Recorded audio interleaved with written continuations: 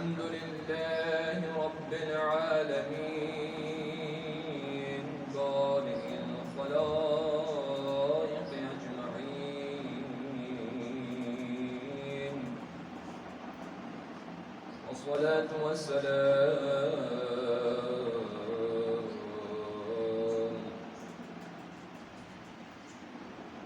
على آله الطيبين الطاهرين المعصومين المنتجبين المنتخبين،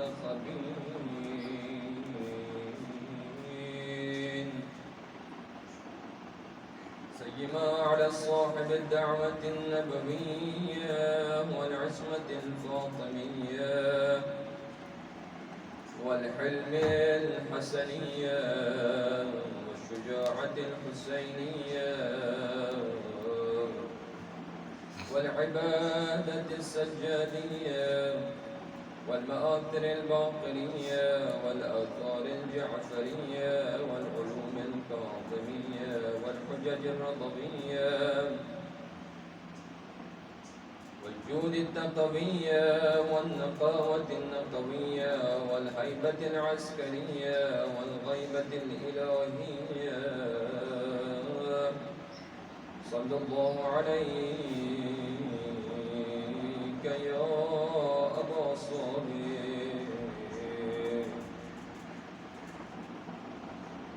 وقد قال رسول الله صلى الله عليه وآله وسلم: من مات ولم يعرف إمام زمانه مات ميتة جاهلية. محمد وعلى اللهم صل على محمد وعلى محمد. اس عبادت کی قبولیت کے لیے اور خدا کی بارگاہ میں اس تحقیق نعمت پر شکر ادا کرنے کے لیے تمام مومنوں کی صحت سلامتی اور مسلم شہداء کی صحت سلامتی کے لیے اور خدا کی بارگاہ میں اس پرخلوص مجلس کی خدا کی بارگاہ میں قبولیت کے لیے اور امام زمانہ کے خاص نظر کرم کے لیے سب کے درود پڑھیں. محمد وآل محمد. اللهم صل على محمد وعلى محمد. ہمارا عنوان کربلا اور معرفت امام زمان کے حوالے سے یہ ہماری تیسری مجلس، اور کل کے مجلس میں ہم نے اس حدیث کے چند نکات پر روشنی ڈالنے کی کوشش کی، اور آج رسول خدا صلی اللہ علیہ وآلہ وسلم کی ایک مشہور حدیث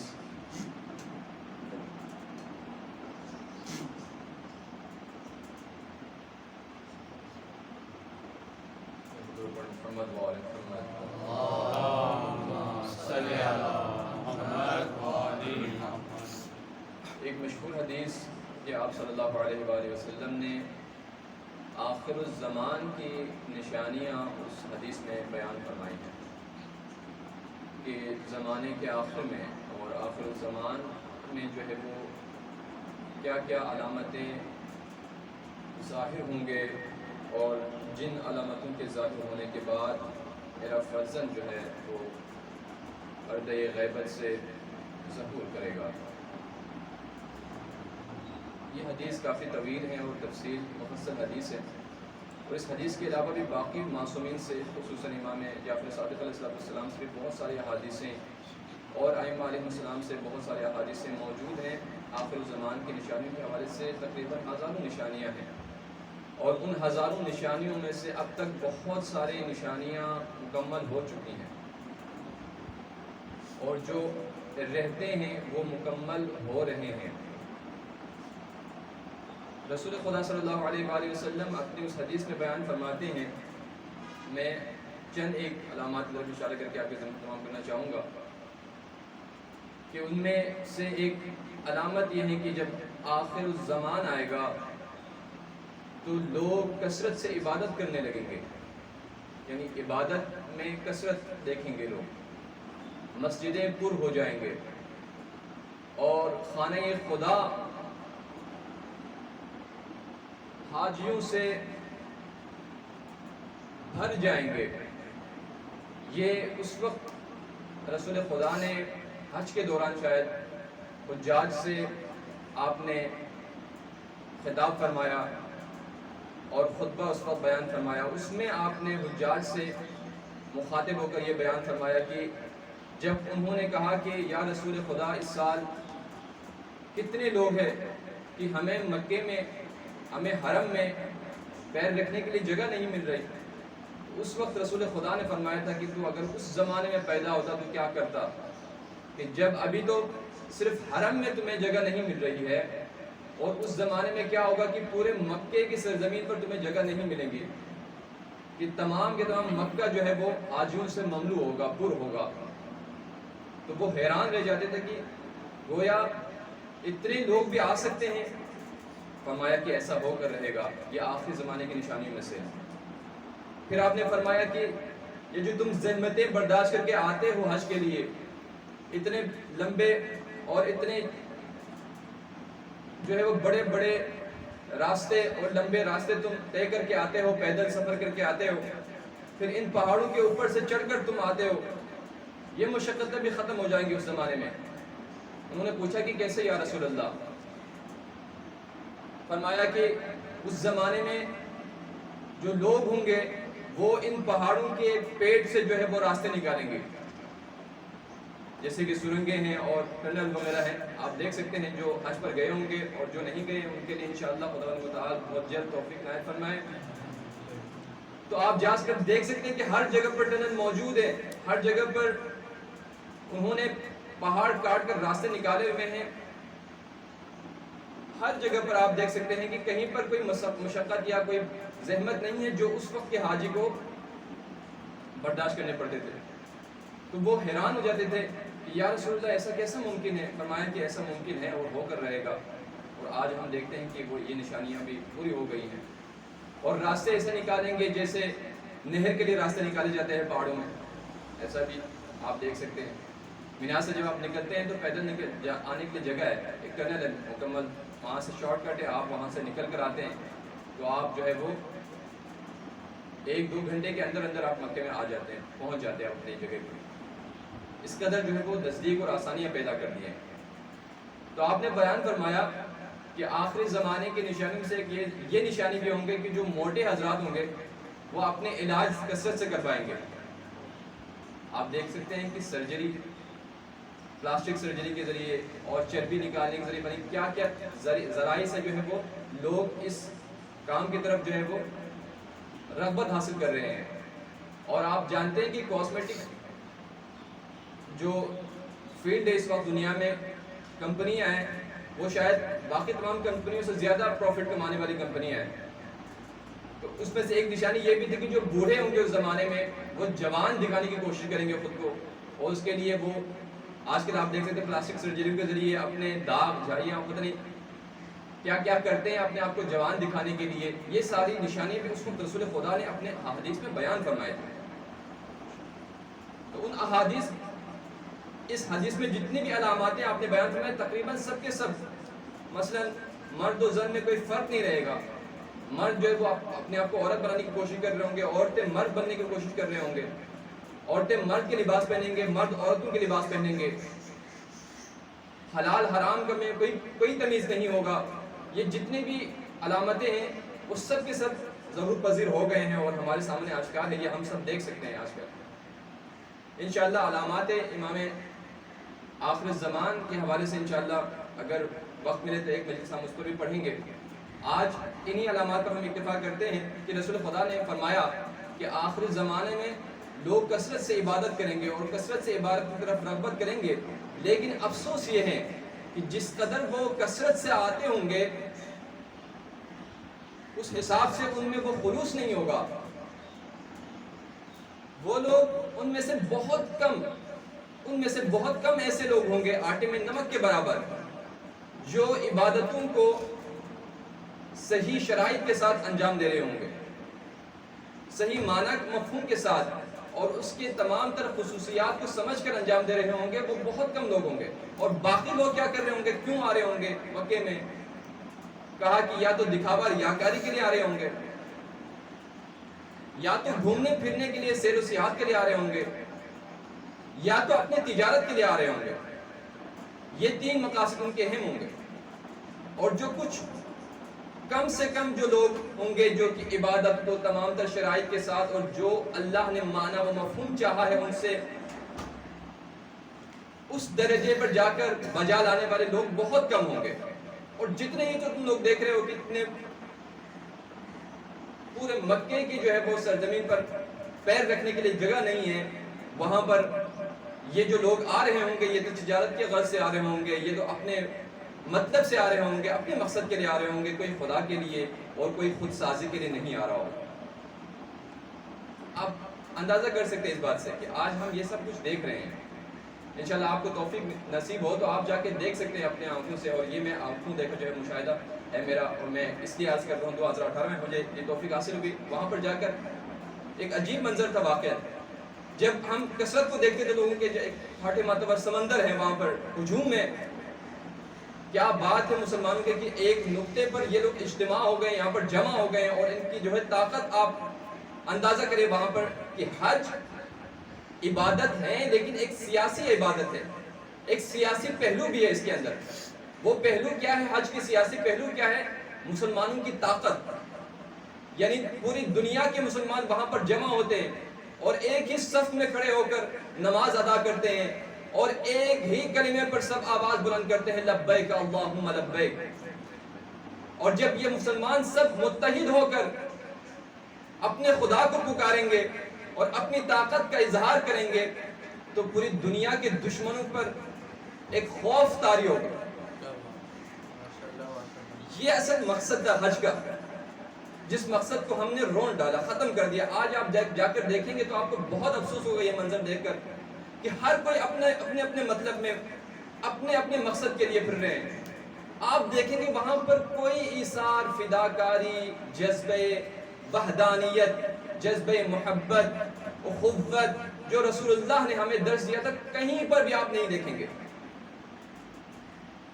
جو گھر سے غصہ، جو غرور، جو تکبر لے کر آئے ہیں وہی لے کر آئے ہیں حالت احرام میں بھی آپ وہی دیکھیں گے وہاں پر.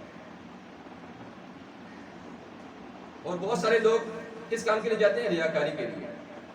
بس ان کو یہ جملہ بڑا مزہ آتا ہے کہتے ہوئے، لوگوں سے سنتے ہوئے کہ بس حاجی صاحب آ گئے اور آج چلے حاجی صاحب کو لینے کے لیے. بس یہ جملہ سننے کے لیے، اس کا مزہ لینے کے لیے جاتے ہیں لوگ، لیکن خود سازی کے لیے نہیں جاتے. آپ نے دیکھا ہوگا بہت سارے لوگ، یہ آپ میں سے بہت سارے لوگوں نے سنا بھی ہوگا کہ ماشاءاللہ سے یہ میرا 5واں حج ہے، یہ 6واں حج ہے، یہ 10واں حج ہے میرا.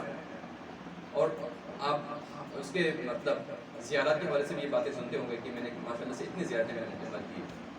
لیکن مقصد زیارت اور مقصد حج سے ہم غافل ہیں. بہت سارے لوگوں کو آپ نے سنا ہوگا کہ جب جا کر اپنے ہی محلے میں اپنے ہمسائے میں ایک غریب بندہ بیٹھا ہے، غریب مومن وہاں پر بیٹھا ہے، غریب مسلمان وہاں پر ہے کہ جو دست اور مشکل میں زندگی گزار رہے ہیں، دوسروں کے سامنے ہاتھ پھیلانے پر وہ مجبور ہے، اور اس کے سامنے وہ جا کر حاجی کہتا ہے کہ آج میرا 5واں حج ہے، اس سال میں 5ویں حج کے لیے جا رہا ہوں، میرے لیے دعا کیجیے گا. اب آپ بتائیے کہ وہ دعا کریں گے اس کے لیے؟ خدا قبول کریں آپ کے لیے. آپ بہت سارے لوگوں کو سنتے ہیں کہ زیارت پر جا رہے ہیں، میری جو ہے وہ یہ 10ویں زیارت ہے، میں جا رہا ہوں حسین علیہ السلام کی زیارت کے لیے. اور اپنے غریب کسی رشتہ دار کو یہ بتاتے ہوئے کیا اس کو تکلیف نہیں ہوگی کہ کاش یہ مجھے اپنی جگہ پر بھیج دیتے. دراصل ہم نے معیارات کو ختم کر دیا ہے اور سمجھنے کے لیے بھی ہم کوشش نہیں کرتے. یہ سوچنے تک کہ بھی ہم زحمت نہیں کرتے کہ اگر میں نہ جاؤں، میں نے تو 10 حج کر لیے، 10 زیارات میں نے بجا لائے، اس کی جگہ پر میں کسی اور مومن کو بھیج دوں جو کہ اس وقت محتاج ہے اور جانے کے لیے تڑپ ہے اس کے اندر، تو کیا خدا اس کی زیارت سے زیادہ اس کو ثواب نہیں دے گا؟ یعنی خود کی زیارت سے زیادہ اس کا ثواب نہیں دے گا جا کر اس کو بھیجنے میں؟ تو اس کے لیے میں آپ کو ایک واقعہ سناتا ہوں. میرے پاس 2 واقعات ہیں، ایک ہی واقعہ ہے البتہ کچھ رد و بدل کے ساتھ، کیونکہ ایک کے متعلق میرے پاس حوالہ موجود ہے. علامہ ہلی نے اپنی کتاب میں اس کو ذکر کیا ہے اور علامہ نوری نے اپنی کتاب کلمہ طیبہ میں اس کو ذکر کیا ہے. لہٰذا جو میرے پاس حوالہ ہے میں اس کو آپ کی خدمت میں عرض کر دیتا ہوں. एक मरतबा दुरूद पढ़े मोहम्मद व आले मोहम्मद। अल्लाहुम्मा सल्ली अला मुहम्मद व आले मुहम्मद। ये बगदाद का रहने वाला है बंदा, इसका नाम अब्दुल्ला है। वो हर साल अपने वाजिब हज के बाद जो है उसने एक साल छोड़कर एक साल हज मुस्तहब बजा लाने का सोचा, और 5वां हज था उसका, 5वें हज। जब वो हज के इरादे से निकले हैं, बाजार में कुछ चीज़ें खरीदने के लिए 500 तलाई सिक्के लेकर वो अपने ज़ाद राह और रास्ते में ज़रूरत की चीज़ें खरीदने के लिए बाजार की तरफ रुख करता है। जब वो बाजार से जा रहा था, किसी खराबे से उसका गुजर होता है, तो देखा कि किसी जगह पर एक बाहिजाब खातून बैठी हुई है और वो कुछ कर रही है, दीवार की तरफ मुंह करके। उसने देखा कि ये क्या कर रही है, जाके तहकीक की उसने देखा कि वो खातून एक मुर्दा मुर्गी को काट कर उसके पर जुदा कर रही हैं। ये देखकर वो परेशान हुआ और कहा कि ए खातून, ए मोहतरमा, ये तुम यहाँ पर क्या कर रही हो इस मुर्दा मुर्गी के साथ, इस मुर्दाल के साथ? तो उसने कहा कि ए बंदे खुदा, अपने काम से काम रख, मैं जो कर रही हूँ मुझे करने दो।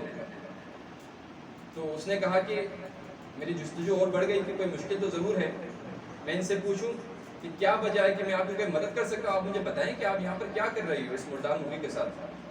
कहा कि मैं एक सैयद ज़ादी हूँ, मेरा शौहर का इंतकाल हो गया है, मेरे 4 बच्चे यतीम हैं, मेरे घर पे फाका है 4 दिन से, खाने पीने के लिए कुछ भी नहीं है, और आज मेरे बच्चे ज़िंदगी और मौत की जंग लड़ रहे हैं।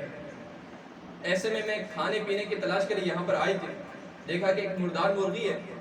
मैंने सोचा जब इंसान पर जान की बने और जब उसको खौफ हो कि उसकी जान जाने वाली है, तो आखिर वो अपनी जान बचाने के लिए ये मुर्दार मुर्गी नहीं खा सकता।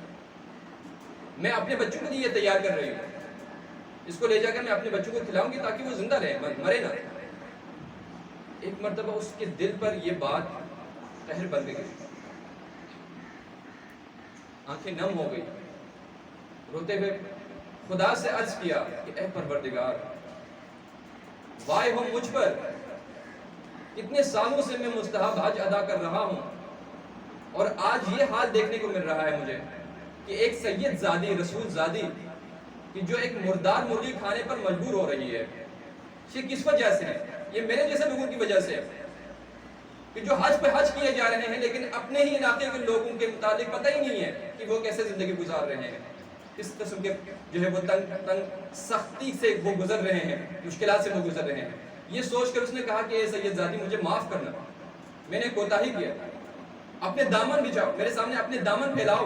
जब उसने दामन फैलाया तो जितने भी उसके पास सोने के सिक्के थे उसने हज के लिए जो इंतजाम किए थे सब के सब उसके दामन में डाल दिया, और कहा कि जाओ जाकर अपने बच्चों के लिए हलाल रिज़्क़ का एहतमाम करो। और मैं जब वापस आता है अपने घर पे, एक गोया दिल पर एक सुकून है, एक इत्मीनान है, जो कि कभी भी हज करके वो इत्मीनान, वो सुकून उसने हासिल नहीं किया। वो रात को सोता है कि रात को रसूल खुदा उसके ख्वाब में आता है और बयान फरमाता है कि ए हमारे चाहने वाले, आज तूने बहुत बड़ा काम किया, आज उस सैयदजादी की इज्जत को तुमने पामाल होने से बचाया, और इसके बदले में मैंने खुदा से अर्ज किया है कि ए खुदाया, इस बंदे की जो इसने बेहतरीन काम अंजाम दिया, नेकी अंजाम दिया है, इसके हमशक्ल एक फरिश्ता पैदा कर, उस फरिश्ते को इसकी नियाबत में हज के लिए भेज दे। और अल्लाह ने यह एहतिमाम कर दिया है कि तुम्हारे नियाबत में वहां हज अदा हो रहा है।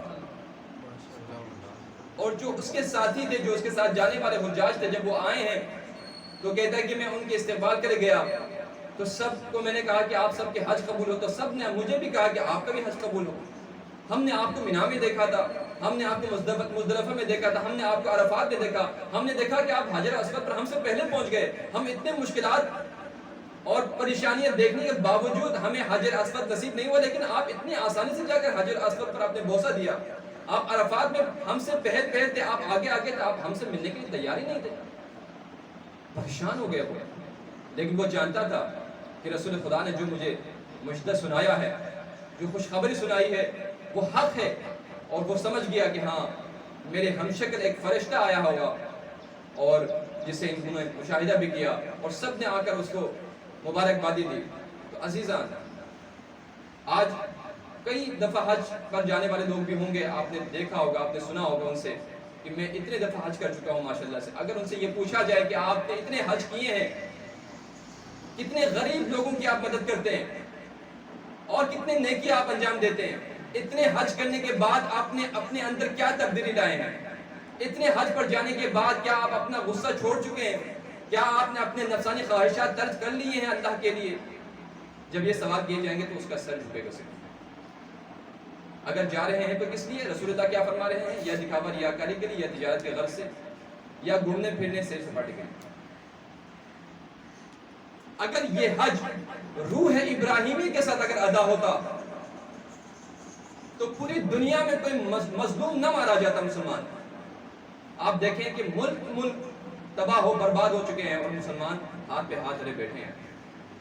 فلسطین پر آپ دیکھیں، یمن پر آپ دیکھیں، افغانستان دیکھیں، پاکستان آپ مشاہدہ کریں، ہر جگہ پر مظلوم ہے مسلمان، اور بالخصوص شیعہ مسلمان۔ کیوں مظلوم ہیں؟ کیونکہ ہم نے ان تمام عبادات سے روح نکال کر، آزاداری سے روح آزاداری کو نکال دیا ہم نے، اور رسومات آزاداری ہم نے ادا کرنا شروع کر دیا، اور حج سے ہم نے روح ابراہیمی کو نکال کر رسومات حج ادا کرنا شروع کر دیا، زیارات سے ہم نے روح حسینی کو نکال کر رسومات زیارات ہم نے انجام کرنے کی کوشش کیا۔ اس وجہ سے ہم ان تمام چیزوں سے محروم رہے۔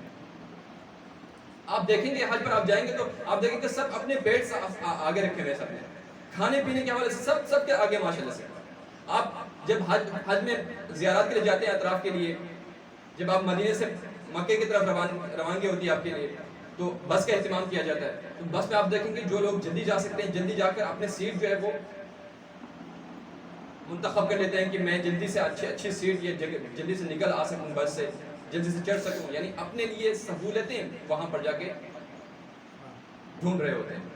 اور جب ہوٹل پہ پہنچتے ہیں تو بزرگوں کا خیال نہیں ہوتا، عورتوں کا خیال نہیں ہوتا، بچوں کا خیال نہیں ہوتا، جو معذور ہوتے ہیں ان کا خیال نہیں ہوتا۔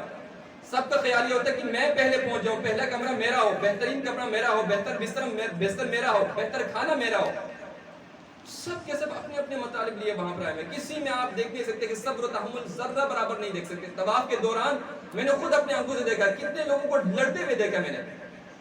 گریبان میں ہاتھ ڈال کر دو حاجی جو کہ احرام میں ملبوس ہے، احرام کے حالت میں وہ ایک دوسرے کے گریبان میں ہاتھ ڈال رہے ہیں۔ دوسرے نے کہا تو نے مجھے دھکا کیوں دیا؟ ارے بھائی ہزاروں لوگ یہاں پر طواف کر رہے ہیں، دھکا تو آپ کھائیں گے۔ یہی وقت تو ہے امتحان کا کہ جب آپ صبر و تحمل کو کرتے ہوئے، مظاہرہ کرتے ہوئے جب آپ اس عبادت کو انجام دیں گے تو پھر آپ میں روحانیت آئیں گے۔ نہیں، وہاں پر بھی آپ نے صبر سے کام نہیں لینا۔ کیوں مجھے دھکا دیا؟ اس نے کہا مجھے پیچھے والا دھکا دیا۔ تو وہ پیچھے والے سے اس کی کوئی بات نہیں، وہ اس نے کہا تم نے مجھے دھکا دیا۔ اسی بات کو وہاں پر لڑ رہے ہیں، جگڑ رہے ہیں۔ اگر یہ حج روحانی طور پر جس طرح سے حضرت ابراہیم نے ادا کر کے ہمیں بتایا، اگر اس طرح سے ہم حج ادا کریں تو کیسا حج ہوگا یہ؟ ابراہیم علیہ السلام نے کیا کیا تھا؟ ابراہیم علیہ السلام کبھی بھی بتوں کے آگے نہ جھکے۔ ابراہیم نے کیا کیا؟ سب سے پہلے بتوں کو توڑا اور بتوں کو توڑ کر خانہ کعبہ کو پاک کیا۔ اب جو حج پر جانے والا ہے اس کو بھی چاہیے کہ وہ اپنے اندر کے بتوں کو توڑ دے۔ دکھاوا ریاکاری کا بت، غرور و تکبر کا بت، اور جتنے بھی گناہ ہم کرتے ہیں یہ سب کے سب ہمارے اندر بت بنے ہوئے ہیں۔ ان سب کو ختم کرنے کی ضرورت ہے سنت ابراہیمی پر چل کر۔ جب ہم ان تمام بتوں کو توڑ کر اللہ کی بارگاہ میں ایک موحد بن کر جب حج کے رسومات ادا کریں گے روحانیت کے ساتھ، تو پھر جس طرح سے حضرت ابراہیم خلیل اللہ قرار پائے اسی طرح سے ہم بھی خلیل اللہ قرار پائیں گے۔ درود پڑھیں محمد و آل محمد۔ اور زیارات کے حوالے سے بھی یہی باتیں، کتنے لوگ جا رہے ہیں وہاں پر لیکن روح زیارت نہیں ہے، روح حسینی نہیں ہے۔ لہذا کیا ہی بات ہوتی ہے اگر حج کرنے والے، حج پر جانے والے، زیارت پر جانے والے امام زین العابدین جیسے امام کی وہ دعا اور وہ جو سوالات پر مشتمل دعا ہے کہ جب ایک صحابی شبلی نام کا ایک مومن تھا مدینے کا، جب اس نے سنا کہ امام زین العابدین علیہ السلام حج ادا کر کے واپس آ رہے ہیں تو ان کے استقبال کے لیے جاتا ہے، وہ ادائے احترام کے بعد دست بوسی کے بعد استقبال کرنے کے بعد امام کے ساتھ بیٹھ جاتا ہے، امام ان سے سوال کرتا ہے، فرماتے ہیں اے شبلی حج کی سعادت نصیب ہوئی ہے تجھے؟ کہا کہ یہ ابن رسول اللہ خدا کا شکر ہے، اللہ کا شکر ہے، آپ کی دعاؤں سے اس بندے ناچیز کو حج کی سعادت نصیب ہوئی۔ پھر امام نے سوالات شروع کر دیے، ایسے نہیں چھوڑا جیسے کہ ہم کہتے ہیں ماشاءاللہ اللہ قبول کرے، وہ امام وقت ہے، وہ آپ اور مجھے بتانا چاہتے ہیں، وہ امام زمانہ ہے، وہ اپنے زمانے کے لوگوں کو راہ راست پر لانے کے لیے ہر ممکن کوشش کرتا ہے۔ اور وقت کے امام کی معرفت کا آپ اس بات سے اندازہ لگائیں کہ شبلی کہاں پر تھے اور کہاں پر امام نے پہنچا دیا۔ سوال کیا کہ اے شبلی حج پر گئے؟ جی ہاں میں حج پر گیا ہوں، حج کی سعادت مجھے نصیب ہوئی ہے۔ تو پھر امام نے کئی سوالات کیے، بہت لمبی گفتگو ہے۔ آپ کو اگر وقت ملے تو ضرور امام علیہ السلام کی اور شبلی کی گفتگو حج کے متعلق آپ اس کو ذرا دیکھ لیجیے گا، نیٹ پر بھی شاید آپ کو مل جائیں گے۔ میں نے فارسی میں پڑھا ہے کیونکہ آپ کو شاید اردو میں مل جائے، اگر اردو میں مل جائے تو مجھے بھی بھیج دیجیے گا، ورنہ میں فارسی آپ کو بھیج دیتا ہوں کہ اس میں کیا فرما رہے امام۔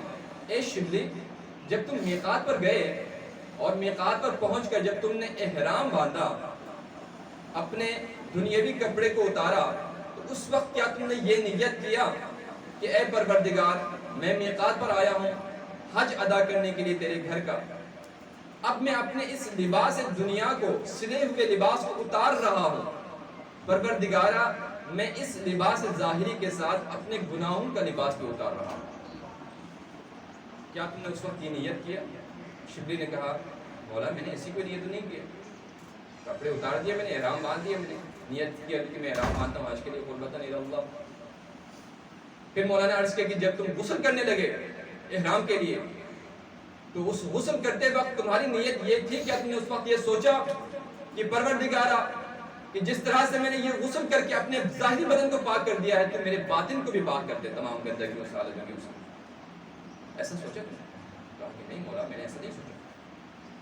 مولا نے آہ بھر کر کہا کہ نہ تم میقات پر گئے ہو اور نہ تم نے غسل انجام دے کر خود کو پاک کیا، اور نہ تم دنیا کے لباس سے باہر آئے ہو، خود لباس دنیا میں ملبوس ہو۔ اس کے بعد مولا نے کہا کہ اے شبلی جب تم یہ سب کام کر چکے تو تم نے یہ نیت کیا کہ اب میں آمادہ ہوں خدا کی بارگاہ میں جانے کے لیے، اور اللہ کی بارگاہ میں یہ نیت کیا کہ اے پروردگار میں توبہ کرتا ہوں اپنے تمام گناہوں کی وجہ سے جو میں نے انجام دیے، اور جس آلودگی میں میں موجود ہوں اس آلودگی سے میں اپنے آپ کو نکالنا چاہتا ہوں، میں توبہ کرتا ہوں تیری بارگاہ میں۔ اور جس طرح سے ایک میت کفن باندھ کر، ایک میت کفن پہن کر قبر میں جاتی ہے، اس کے ساتھ کچھ نہیں ہوتا، اس کے دل میں کوئی غرض نہیں ہے، اس کے دل میں کوئی تمنا نہیں ہے، کوئی لالچ نہیں ہے، اب اس کو فکر ہے تو اپنے عمل کی فکر ہے، کیا اس میت کی طرح تم نے بھی یہ سوچا کہ اے پروردگار میں اپنے تمام گناہوں سے اپنے آپ کو بری کر دیتا ہوں، توبہ کرتا ہوں؟ تو اس وقت شبلی نے کہا نہیں مولا میں نے ایسا نہیں کیا۔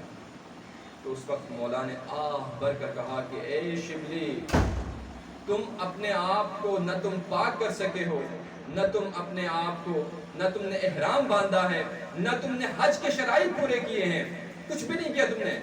اور اس کے بعد ایک ایک رکن مولا گنواتے ہیں اسے، اور یہ مقام تھا جب شبلی نے یہ جواب دیے تو مولا زار و قطار رونے لگے، گریہ گزاری کرنے لگے۔ ایسا گریہ نہیں جو ہم کرتے ہیں، اس قدر اس شدت سے گریہ کیا مولا نے کہ قریب تھا کہ آپ کی روح پرواز کر جائے بدن سے۔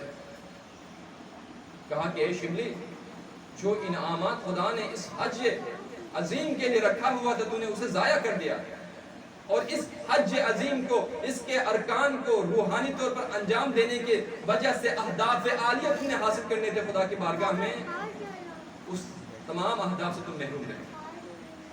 گریہ گزاری کی اور کہا کہ اے شبلی جاؤ آج سے آئندہ حج کے لیے تم تیاری کرو اور تم نے آئندہ حج یہ جو کچھ میں نے کہا ہے اس کے تحت تم نے انجام دینا ہے. اور مولا نے ایک ایک رکن گنوائی یہاں تک کہ صفا و مروہ پر پہنچے اور سعی کے بارے میں آپ نے پوچھا. اور جب حج کرتا ہے حاجی تو اس وقت آپ نے کہا کہ یہ تمہاری نیت تھی یا نہیں تھی. جب تم عرفات پر پہنچے تو تمہاری نیت یہ تھی یا نہیں تھی. جب تم مزدلفہ پر پہنچے تو تمہاری نیت یہ تھی یا نہیں تھی. جب تم مینا میں پہنچے تو تمہاری نیت یہ تھی یا نہیں تھی. جب تم قربانی کرنے لگے تو تمہاری نیت یہ تھی نہیں تھی. جب تم احرام سے باہر نکلے تو تمہاری نیت یہ تھی یا نہیں تھی. جب تم دوبارہ پہنچے ہو یعنی کعبے کے سرزمین پر تو تمہاری نیت یہ تھی یا نہیں تھی. جتنے بھی سوال کیے اول سے آخر تک سب کا جواب نہیں میں تھا. شبلی نے کہا مولا نہیں ایسا نہیں تھا. مولا نے بھی رونا شروع کر دیا, گریہ گزاری, اور شبلی بھی گریہ گزاری کر رہا ہے. مولا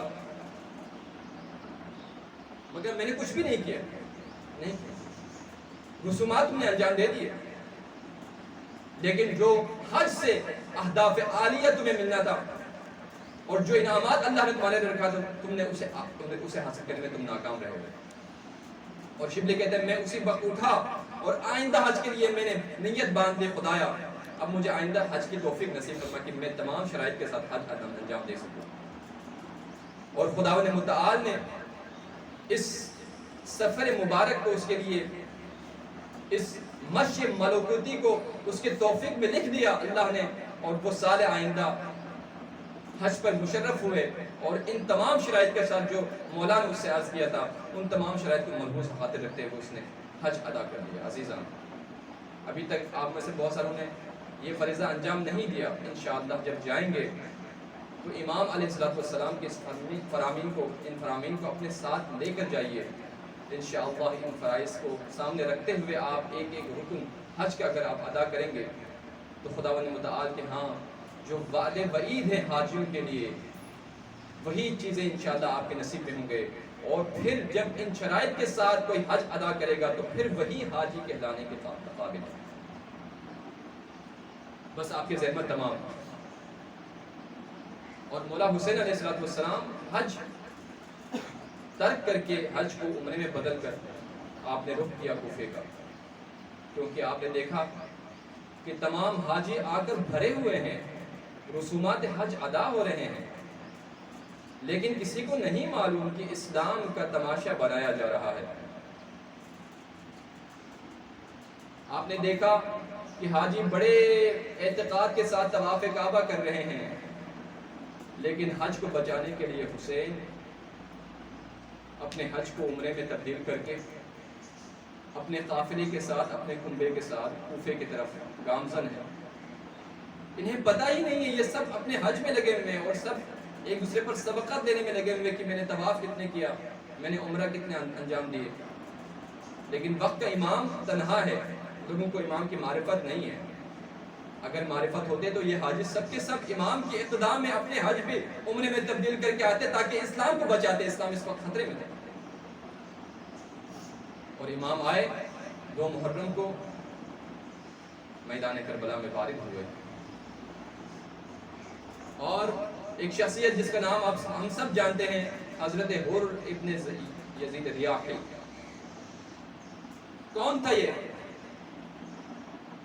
کائنات کا سب سے بڑا گنہگار توبہ کرنے سے پہلے, کائنات کا سب سے بڑا گنہگار.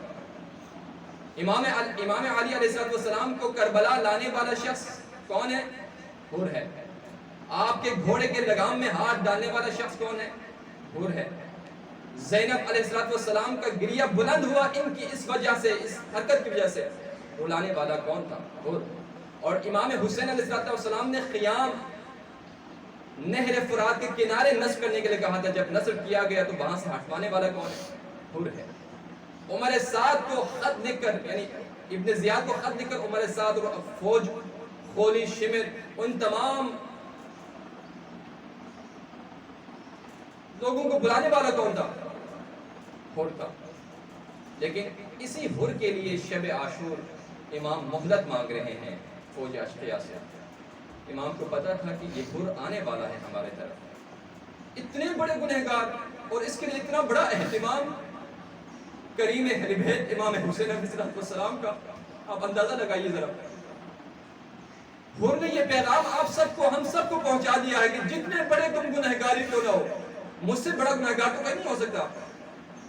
لیکن جب میں اس در پر آیا تو انہوں نے میرا استقبال کیا, مجھے گلے سے لگایا.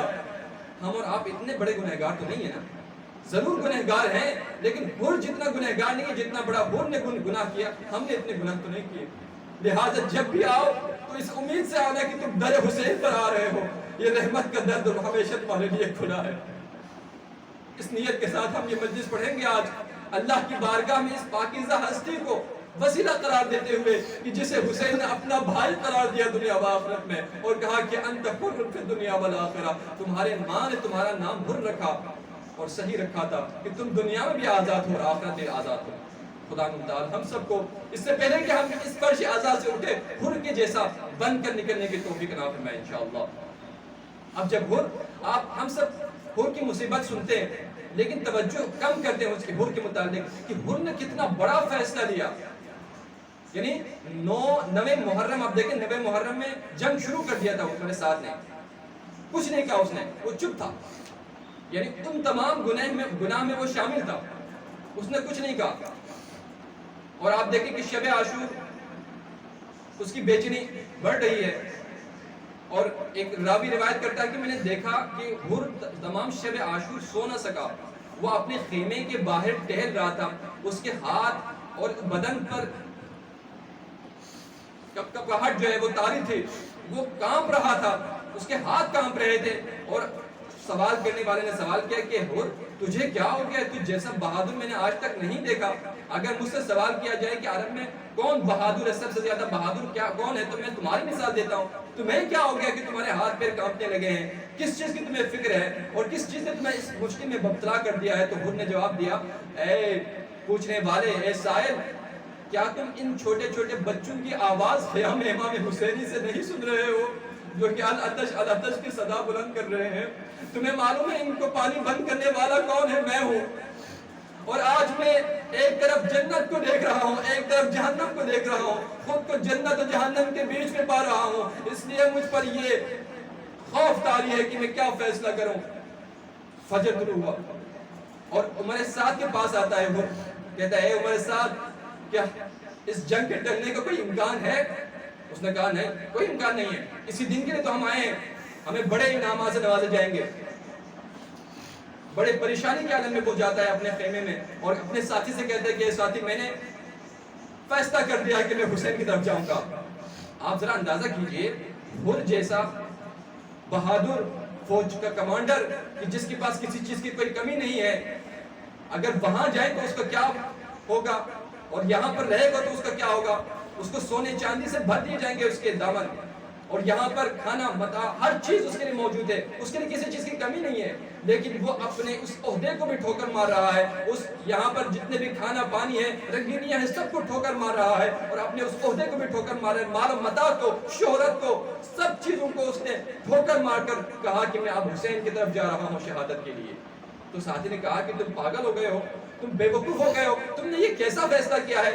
ابھی تم نے فیصلہ کرنا تھا, کل تم نے فیصلہ کیوں نہیں کیا؟ اب جب کہ تمہارے متعلق حسین کو پتہ چل گیا ہے, اب تم جاؤ گے تو حسین وہاں سے بھی تمہیں دھتکار دیں گے, اور یزید بھی تمہیں یہاں سے دھتکار دیں گے, نہ یہاں کے رہو گے نہ وہاں کے رہو گے. یہ سننا تھا. حر نے کہا کہ نہیں, جس دروازے کا میں نے رخ کیا ہے, جس دروازے کی میں نے سوچا ہے, وہ دروازہ کسی کے لیے بند نہیں ہوتا. ہاں, مجھے یقین ہے میں جاؤں گا, حسین مجھے قبول کرے گا ان تمام گناہوں کے باوجود. یہ کہہ کر اس نے کہا اپنے بیٹے سے, غلام سے, میں جا رہا ہوں, اب تم دونوں کیا کرو گے؟ کہا کہ ہم بھی آپ کے ساتھ جا رہے ہیں بابا. غلام بھی ساتھ لے کر چلے, اور یہ تینوں گھوڑے دوڑاتے ہوئے آتے ہیں خیام امام حسین علیہ السلام کے پاس. اور جب نزدیک ہوا تو پتہ چلا کہ حر آ رہے ہیں اپنے بچوں کے ساتھ. امام حسین علیہ السلام کے انصار نے کہا کہ امام کے احاطہ کرو, یہ دشمن آ رہے ہیں, کہیں ہمارے غیر موجودگی میں اچانک حملہ نہ کر دے حسین پر. ایک مرتبہ حسین نے کہا نہیں, یہ کوئی اور دشمن نہیں آ رہا ہے, یہ میرا بھائی حر میرا مہمان بن کر آ رہا ہے, میں خود اس کے استقبال کے لیے جاؤں گا. یہ کہا امام حسین علیہ السلام نے. لیکن حر اپنے سواری سے اترے, کچھ فاصلے پر سواری سے اتر کر اپنے بچے سے کہا کہ بیٹے آپ میرے ہاتھوں کو باندھ دو, میرے جیب سے رومال نکال کر, گویا ایک پناہ طلب کرنے والے کی طرح، ایک مجرم کی طرح مجھے بناؤ تاکہ حسین سمجھ جائے کہ حر اپنے گناہ بخشوانے کے لیے آیا ہے۔ ایک مرتبہ حر نے اپنے ہاتھ بنوائے، اپنے آنکھ پر پٹی بنوائے، اس کے بعد ہاتھ باندھ کر آگے کر کر خود اپنے گھٹنوں کے بل چل رہے ہیں۔ ایک مرتبہ امام حسین نے یہ وقت دیکھا، امام حسین نے جب یہ منظر دیکھا تو خود کو امام حسین نے گھوڑے سے نیچے زمین کربلا پر لایا اور امام حسین علیہ السلام نے آگے بڑھ کر حر کو تھامنا چاہا۔ جب حر کو پتہ چلا کہ خود امام میرے استقبال کے لیے آئے ہیں شرمندگی کے عالم میں، حر نے اپنا سر رکھا امام کے قدموں پر، کہا کہ رحمت للعالمین کے فرزند، کیا گناہگار، کیا اس کائنات کے تمام سب سے زیادہ گنہگار کی بخشش بھی ہو سکتی ہے؟ کیا اس کو قبول کرنے والے ہیں آپ؟ تو امام نے کہا کہ حر انت اخی، اے حر تم میرے بھائی ہو دنیا میں بھی آخرت میں بھی، اٹھو مجھ سے گلے لگا۔ حر اٹھایا، اپنے سے گلے لگایا حر کو، امام نے اپنے سینے سے لگایا اور کہا کہ حر تم میرے مہمان ہو، اپنا یہ کیا حلیہ بنایا ہے؟ اپنے ہاتھ سے، حر کے ہاتھ سے اس رسی کو کھولا، اس رومال کو آنکھ سے آپ نے اتارا اور حر کے ساتھ استقبال کرے۔ بنی ہاشم کے لوگ سارے جوانان آئے ہوئے ہیں اور حر کو حلقوم میں لے کر انہوں نے لے کر چلے ہیں قیام کی طرف۔ اب امام حسین علیہ السلام دو جملہ ارشاد فرماتے ہیں اور وہ حر کو تڑپا گیا، اس جملوں نے اس کو حر کو تڑپایا۔ امام حسین نے ایک جملہ فرمایا کہ اے حر مجھے بہت خوشی ہوئی آج تم ہمارے طرف آئے ہو، حق کی طرف آئے ہو باطل کو چھوڑ کر۔ اے حر تم جہنم کو چھوڑ کر جنت کی طرف آئے ہو، تم نے آزادی حاصل کر لی ہے، تم میری ماں کی جو ہے وہ دعا تمہیں مل جائے گی، ان کی شفاعت میں مل جائے گی۔ اور دوسرا جملہ بڑا سخت جملہ کہا، اے حر جب تم میرے پاس دشمن بن کر آئے تھے نا تو تمہارے حیوانوں کو بھی ہم نے پانی پلایا تھا، تمہیں یاد ہے؟ آج جب تم میرے مہمان بن کر آئے ہو، تیرا آقا بہت شرمندہ ہے اور تجھے پانی پلانے کے لیے ایک کاسا چاول کا تیرے پاس نہیں ہے۔ اب ایک مرتبہ حر تڑپ اٹھے، کہا کہ مولا اسی گناہ کو تو بخشوانے آیا ہوں میں، اگر آپ مجھے اجازت دیتے ہو تو مجھے اجازت دیجئے جنگ میں جانے کے لیے، مقتل میں جانے کے لیے۔ ایک مرتبہ حر نے کہا مولا میرا جوان بیٹا جائے گا پہلے، میں چاہتا ہوں کہ میرے جوان بیٹے کے ذریعے میرے گناہ بخشوائے۔ ایک مرتبہ جوان بیٹے کو اجازت ملی، وہ جاتا ہے، رجس خانی کرتا ہے اور فوج اشقیاء پر ٹوٹ پڑتا ہے۔ ایک مرتبہ زخموں کو تاب نہ لاتے ہوئے آخری صدا دیتے ہیں، اے میرے بابا میرے سہانے پہنچ جائیے، میں نے اپنا وعدہ پورا کر دیا ہے۔ حر تڑپ اٹھے، وہ اٹھنے لگے لیکن زمین پر گر پڑے۔ امام نے کہا کیا ہوا حر؟ کہا کہ میرے بیٹے نے مجھے صدا دی ہے۔ امام نے کہا اے حر بوڑھا باپ جوان بیٹے کی لاش کو نہیں اٹھا سکے گا، میں جا رہا ہوں تیرے بیٹے کی لاش کو اٹھانے کے لیے۔ اجرکم علی اللہ۔ میرے مولا نے کہا کہ جوان بیٹے کی لاش اس سے نہیں اٹھایا جائے گا، اے حر میں جاؤں گا۔ حسین گئے، ان کے جوان بیٹے کا لاش اٹھایا۔